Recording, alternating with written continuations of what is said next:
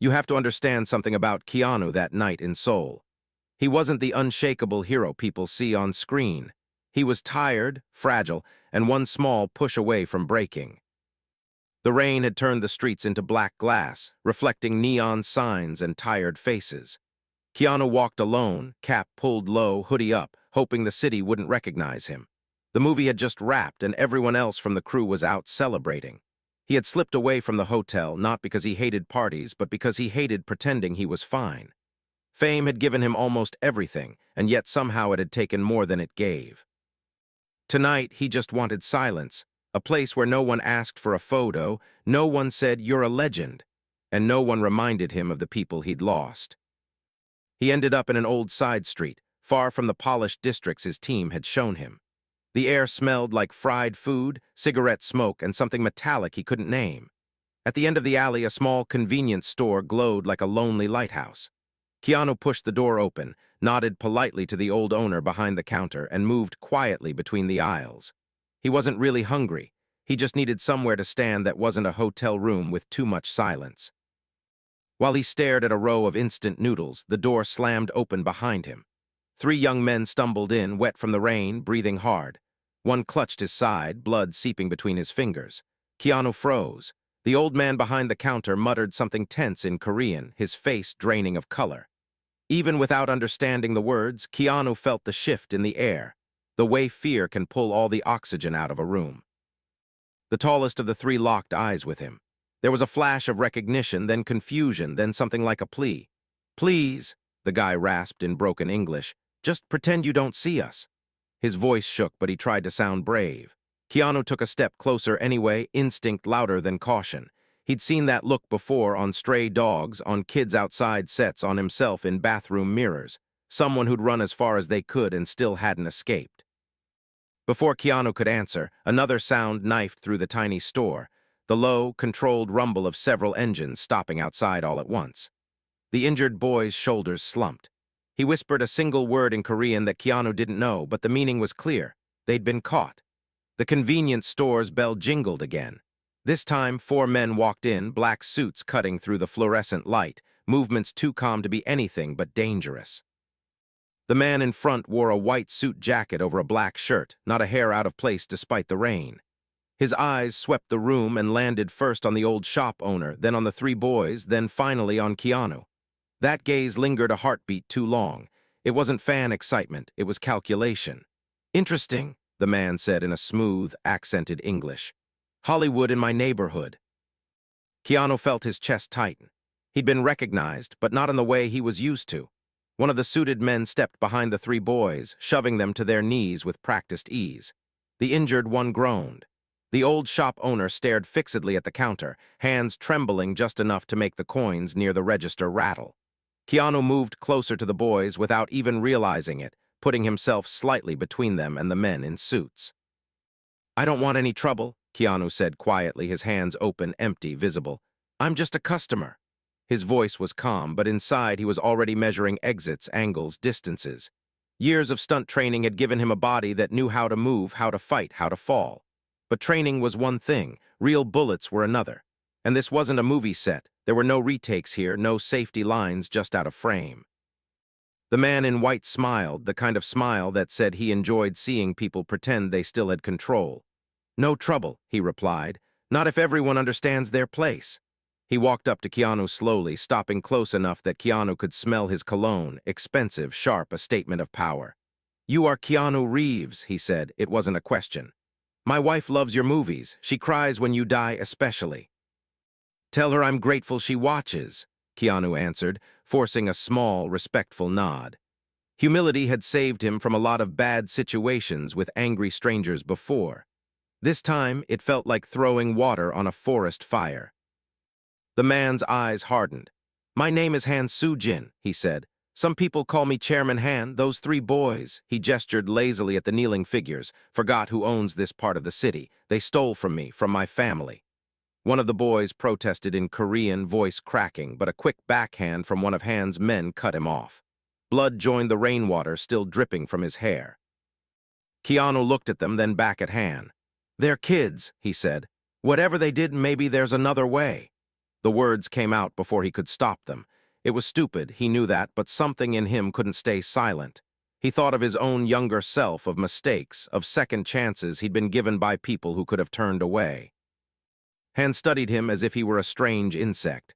"You talk about another way," Han said softly, "because in your world consequences are special effects."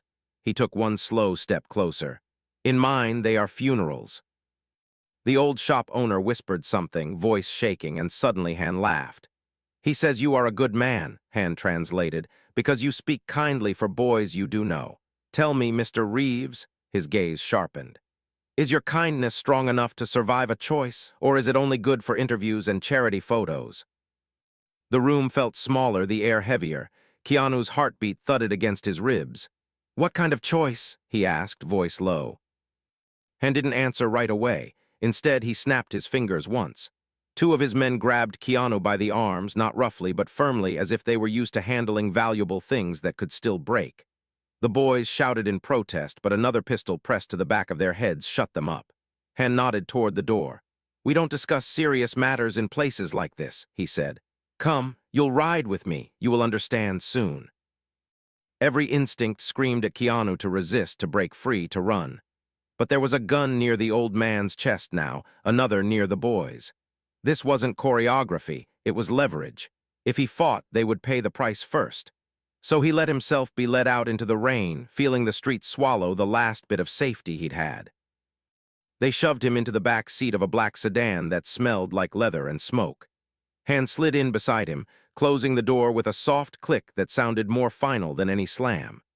The city lights blurred past the tinted windows as they drove, each intersection a path he didn't take. Han watched him in silence for a long time, fingers tapping a slow rhythm on his knee. "You know," Han said at last, "I respect men who suffer and stay gentle. Most men become cruel to hide their pain. You are different. That is why I am curious." Keanu didn't reply. He was thinking of every person he'd seen hurt because someone powerful was curious. The car finally stopped in front of a building that looked like a forgotten palace. Faded red lanterns, old wood carved with dragons, a narrow entrance guarded by shadows. Inside, the air changed. Jazz drifted through the darkness, low and smoky. Men in suits lined the walls. Women in red dresses moved like restless ghosts between tables. It was a world hidden just beneath the city's surface, made of whispers and money and fear. They brought Keanu to the center of the main room. Bright light flooded down from a chandelier overhead, burning his eyes after the dim car. A small crowd watched silently. Some recognized him and whispered, others didn't care who he was. To them, he was just another piece in Han's game. Then he heard a voice he knew too well. "Keanu." He turned. There, standing at the edge of the light, was Sandra Bullock. Her hair was damp, her eyes wide with disbelief and something deeper, guilt maybe, or worry she'd been holding back for a long time. She wore simple black clothes, nothing glamorous, but she still looked completely out of place in that room full of danger. "Sandy," Keanu whispered, the nickname slipping out on instinct. His chest ached with a sudden, fierce relief he couldn't explain. She was here. She was real. If Sandra was here, maybe this night still had a thread of sense left. Han smiled like a stage director watching actors hit their marks. "Ah," he said, "good. You know each other. That will make this easier." He stepped between them, placing a pistol in Keanu's hand so quickly and so casually that Keanu didn't even realize what he was holding until the cold metal bit into his palm. Keanu froze, staring at the gun as if it were a live animal. "I told you," he said slowly, each word heavy, "I don't want trouble." Han guided Keanu's arm with almost fatherly gentleness until the barrel pointed across the room. Keanu followed its line and felt the world tilt. One of the kneeling boys from the store had been dragged here, forced to his knees again, eyes swollen from crying. Beside him, two of Han's men held the old shop owner upright, his face gray with fear. "In my world," Han said softly so only Keanu and Sandra could hear, "we measure kindness with blood." He looked straight into Keanu's eyes. "You want to protect strangers, you want to speak for mercy, then choose, prove your heart means something." Sandra stepped closer, her hand brushing Keanu's arm, voice just above a whisper. "Don't do anything yet," she breathed. "Please, just breathe." Han's voice sharpened. "Here is your choice, Mr. Reeves," he said. "You will pull that trigger one time, you will decide who walks out of this room alive, the boy who stole from me or the old man who sheltered him. If you refuse to choose, if you drop the gun, if you point it anywhere else." He paused, letting the silence fill with every terrible possibility. "Everyone dies, them, you, and her." Sandra's fingers tightened on Keanu's sleeve. For the first time since he'd stepped into the alley, he saw fear in her eyes, not for herself, but for him. "Keanu," she whispered, voice cracking, "listen to me. There is something you don't know about Han, about why I'm here." The club seemed to hold its breath. Han's men watched, guns ready. The boy on his knees sobbed quietly. The old man stared straight ahead as if he'd already said his goodbyes. Keanu's hand shook around the pistol, every muscle in his arm screaming to drop it, every second stretching longer than the last. Sandra turned fully toward him now, breaking Han's line of sight for the first time, her own eyes burning with a fierce, desperate courage. "If you choose wrong," she said, "you're not the only life you destroy. I brought you into this without telling you, and I swear to you I will not let this end the way Han thinks." Keanu's throat was raw. "Then tell me what to do," he rasped. Sandra looked at the gun, at the boy, at the old man, then at Han. Something in her face settled, like a final decision locking into place. When she spoke, her voice was steady, too steady. "First," she said, "you have to know why Han trusts me more than he trusts his own men." She took a single step out of the safe shadow and into the bright circle of light, turning to face the room, and the expression on Han's face changed from calm amusement to something darker and far more personal: betrayal. In that suspended heartbeat, with Keanu's hand still wrapped around the gun, Sandra opened her mouth to reveal the secret that tied her to the Korean Mafia boss, and would force Keanu to question everything he thought he knew about loyalty, mercy, and the price of kindness. Sandra didn't look at Han when she spoke. She kept her eyes on Keanu, as if saying the words to him was the only way she could force them out. "Years ago," she began, voice low but clear, "I was shooting a film in Busan. One night I went to a club I shouldn't have. Some men cornered me in a back room. It was bad, Keanu, worse than the tabloids ever knew." She swallowed hard, breathing through the memory. "Han walked in with his men and stopped it. I thought he was a hero. I didn't understand who he really was." Han was very still, watching her with the cool intensity of a man who has survived too many betrayals to be surprised by one more. The room around them stayed silent. Even the jazz track seemed to have crawled into a corner and hidden. "He asked me for one favor," Sandra went on. "Just one. The police were investigating one of his casinos. He wanted me to say I'd been there that night, that everything was normal, that the men in suits were just security for a foreign actress. 'It will protect you too,' he told me." I believed him. She gave a tiny, bitter laugh. "I went on television and said exactly what he needed. The case fell apart. People who were ready to testify disappeared." Han smiled faintly, like a teacher hearing a student repeat a lesson. "You see," he said to Keanu, "loyalty, she understands debt." Sandra's jaw tightened. "That lie has followed me every day since," she said. "I see the faces of the workers who vanished. I see the kids on the street who never had a chance because the man who owned their neighborhood stayed powerful. I told myself I'd fix it someday, that I'd make him stop." She finally turned to face Han. "I was wrong. You never stop. You only take more." She stepped closer, closing the distance between herself and the man who could have her killed with a flick of his fingers. "Tonight was my line, Han," she said quietly. "You put a gun in my friend's hand. You dragged a boy and an old man into your game. You didn't just ask me to cover for you anymore. You asked me to watch you destroy people in front of me." Han's eyes narrowed a fraction, but his tone stayed almost gentle. "I asked you for nothing tonight," he replied. "You came to my club, you walked back into my world, and you brought me a gift." He nodded toward Keanu. "The most famous man in the room holding my gun. Do you understand how that looks, Sandra? When the news says a Hollywood star executed a thief in a Korean Mafia club, do you know what fear that buys me?" Keanu's stomach turned. He could almost see the headlines, the photos, the endless talk shows. His whole life twisted into a weapon he had never meant to hold. Sandra shook her head slowly. "You still don't understand," she said. "I didn't bring you a gift, Han. I brought you a mirror." She touched the small silver ring on her finger, twisting it once. To anyone else, it looked like a nervous habit. To her, it was a choice she'd been avoiding for months. Hidden under the ring, a tiny transmitter clicked. Across the room, in a dark corner near the bar, a man pretending to be too drunk to stand blinked twice and straightened. The bartender set down a bottle and reached under the counter. At the entrance, two waiters exchanged a glance and both touched their earpieces at the same time. Underneath the bass notes and clinking glasses, a new sound began to rise. The faint, coordinated rustle of people preparing to move as one. Han noticed, of course he did. His gaze swept the walls, the ceiling, the exits.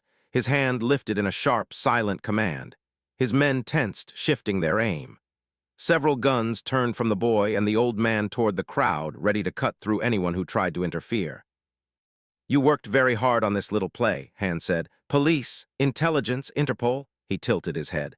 "I wondered why you came back, Sandra, why you kept asking to see the old neighborhoods, why you asked me very sweetly to invite Mr. Reeves here. I thought maybe you were lonely." His smile vanished. "But you wanted witnesses, you wanted proof, you wanted the world to see the monster." Keanu's chest constricted. The idea that his presence had been part of a plan, her plan, hurt more than he expected. "You knew this could happen to me," he said quietly to Sandra. "You still brought me." Her eyes closed for a heartbeat, pain washing across her face. "I thought I could control it," she whispered. "I thought if you were here, Han would keep it clean, no blood, just threats. Enough for the cameras, enough to arrest him, not enough to scar you." She opened her eyes again, and this time they were shining with tears. "I was wrong, and I am so sorry." The apology cut him deeper than the fear. He believed her, and that somehow made it worse. Han chuckled, the sound soft and dangerous. "You thought I would be polite because your friend is famous." He shook his head, almost amused. "You forgot where you were. This is my house, my rules." His attention flicked to the ring on her hand. "And now your little signal has called the police to my door." He lifted his own gun and calmly aimed it at Sandra's chest. "So we must finish before they arrive." Every muscle in Keanu's body turned to ice.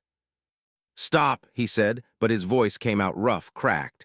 He took a step forward, and one of Han's men pressed a barrel against his ribs, halting him. The pistol in his own hand suddenly felt twice as heavy. Han ignored him. "Your plan has failed, Sandra," he said almost kindly, "but I will give you something you never gave me." He nodded toward the kneeling boy and the old man. "I will still let your friend choose." The room blurred for Keanu.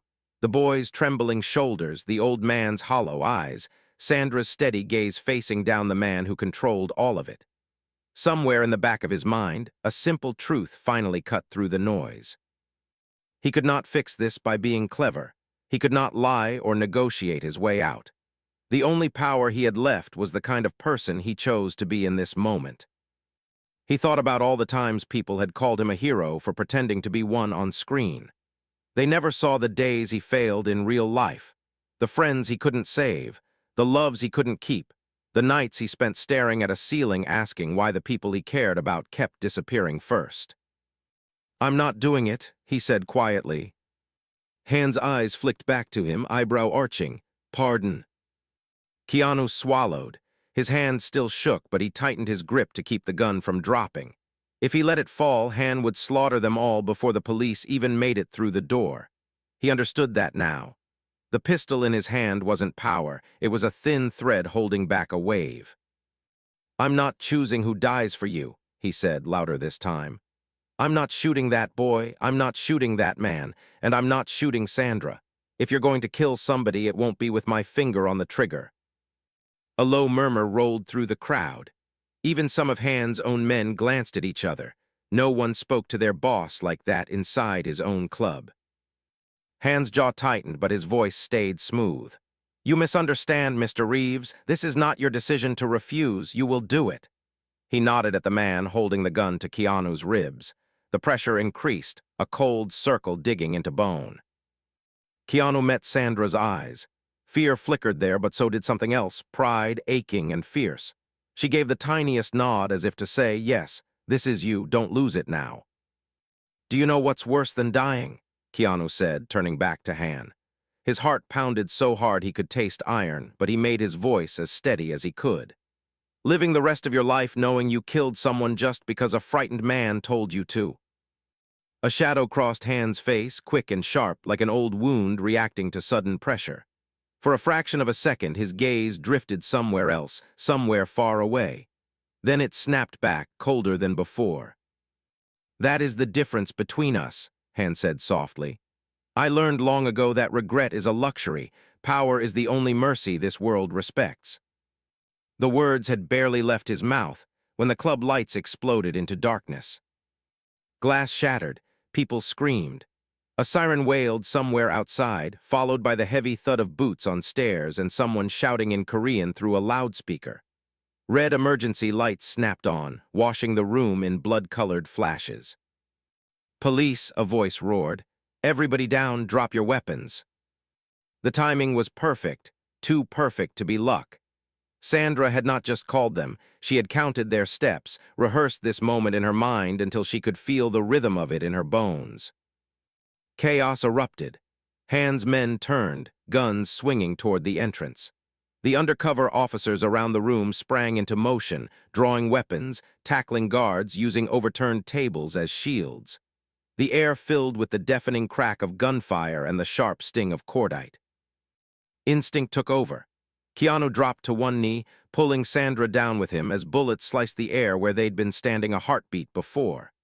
The man who'd had a gun to his ribs spun away to fire at the advancing police and went down instantly, a dark smear on the polished floor. The boy and the old man dove to the side, dragged by one of the undercover waiters who had spent half the night pretending he didn't understand a word of English. "Stay with me," Sandra shouted in Keanu's ear, her hand gripping the back of his jacket. "Don't get separated." He almost laughed at the absurdity of it. Gunfire all around, and Sandra Bullock was still giving him stage directions. Han, somehow untouched amid the frenzy, stood tall in the center of the storm, taking in the scene with cold fury.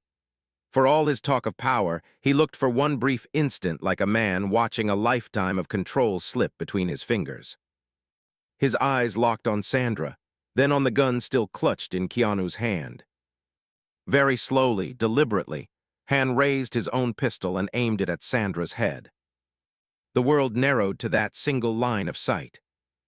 Keanu moved without thinking. He surged to his feet, stepping in front of her, his own gun pointed not at Han's chest, not at his head, but at the ceiling just above him. "Don't," Keanu yelled over the chaos. "You want an ending? You want your story?" His voice broke with anger and something deeper, a tired, grieving compassion even for the man who was about to shoot him. "Then look at me." For the first time that night, Han seemed honestly unsure what would happen next. Keanu took a breath. If this was it, if this was the last thing he ever did, he wanted it to be something that didn't make him hate himself. "No more kids," Keanu said. "No more old men, no more friends. If someone has to bleed for your pride, let it be someone who walked into this with his eyes open." And before anyone could stop him, before Han could shift his aim, Keanu pulled the trigger. The shot exploded like thunder. The chandelier above Han shattered in a shower of glass and sparks. The sudden rain of crystal and wiring crashed down between Han and his men, sending them sprawling, blinding them for a precious few seconds. The blast also lit the whole room in a white flash, a planned signal Sandra had arranged with the officers outside, telling them exactly where Han was standing. Multiple beams of light converged through the haze. "Target acquired," someone shouted in Korean. Gunfire answered from the police line.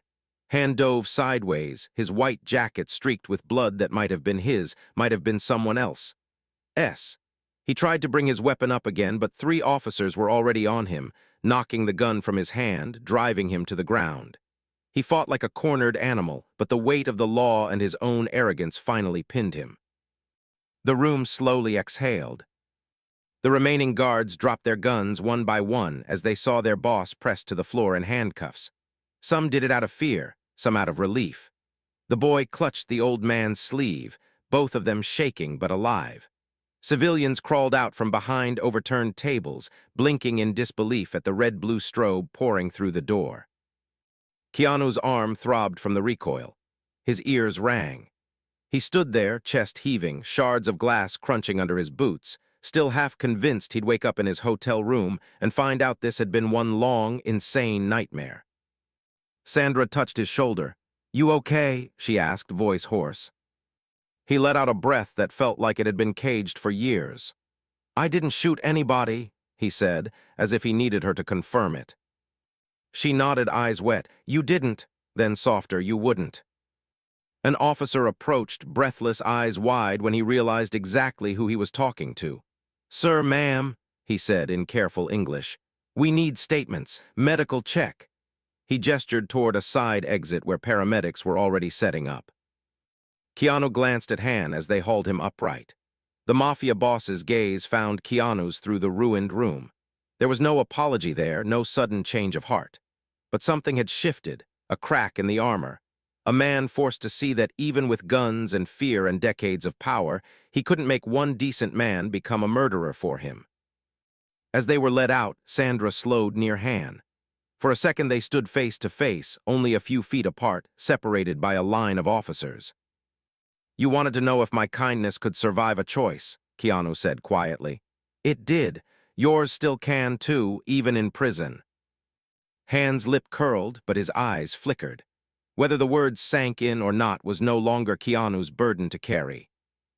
Outside, the night air was cold and raw, washing the smoke and sweat from their lungs. Police lights painted the wet pavement in pulsing color. Reporters were already gathering behind barricades, their cameras hungry. Someone yelled Keanu's name. Someone else called for Sandra. Keanu looked at Sandra, exhausted. "They're going to turn this into a story," he said. "Some neat little headline." She gave a sad smile. "They always do, but we get to decide how honest we are when they stick a microphone in our faces." He studied her for a moment. "You really thought you could control all this?" he said. There was no accusation in his tone now, just a tired understanding. "I did," she admitted, because admitting I couldn't meant admitting how badly I'd already messed up. She wrapped her arms around herself, not from the cold, but from the weight of it. "I brought you into danger without telling you. I let my guilt make decisions for other people. That's not courage. That's selfish." He shook his head gently. "You also called the police. You risked your life. You stood in front of a man you once lied for and told him the truth to his face. That counts for something, Sandy." Her eyes filled again, but this time with something like hope. "Do you forgive me?" she asked, the question almost childlike in its vulnerability.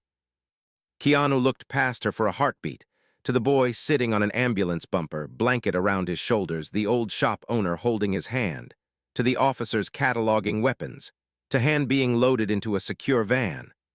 A whole web of lives shifted by one night, some for worse, some for better. "I don't think forgiveness is a one-time thing," he said slowly. "I think it's a path. You step onto it and then you keep walking. Tonight you took a hard step. I can walk it with you, but you still have to keep going, testify, tell the truth, even when it hurts your name." Sandra nodded, tears spilling freely now. "I will," she said. "I'm done hiding behind nice stories." He smiled, small but real. "Then yeah," he added, "I forgive you, and I'm still mad at you, and I'm glad you were here all at the same time." That somehow made her laugh through the tears. "That sounds like real life," she said. "Messy." "Yeah," he agreed. "Messy, but still worth choosing." Weeks later, the headlines did come. They called it "The Night Hollywood Met the Korean Underworld." They showed grainy footage of Keanu being led out under police escort, of Sandra standing beside prosecutors as she described her past lies and her reasons for breaking them. They replayed the story until it blurred into noise for most people. But in a small, safe house on the edge of Seoul, far from the cameras, Keanu sat at a kitchen table with the boy and the old shop owner. The boy's name was Min Jun. The old man's name was Mr. Park. They told him about the neighborhood, about debts and threats and little acts of kindness that had kept them alive this long. Sandra came by after a court session, shoulders heavy but eyes clearer than he'd ever seen them. They drank tea that tasted slightly of rust and jasmine. They talked not about movies or fame, but about second chances, about how kindness can be a weapon if you aim it right, and a shield if you hold on to it when everyone else tells you to drop it. In the months that followed, Keanu quietly funded a program to help kids like Minjun get out of gangs before it was too late. Sandra worked with local groups and international lawyers, using her voice not to protect men like Han, but to protect the ones who'd been trapped under men like him for too long. They didn't become saints. They still had bad days and old ghosts. But whenever either of them felt the pull of regret or fear, they remembered one night in a smoke-filled club, a trembling hand holding a gun, a choice that could have turned them into something they were. In the end, the Korean Mafia boss had given Keanu Reeves a deadly choice. The world expected him to decide who would die. What Keanu actually chose, what Sandra helped him choose, was something far more dangerous and far more powerful. He chose who he would be.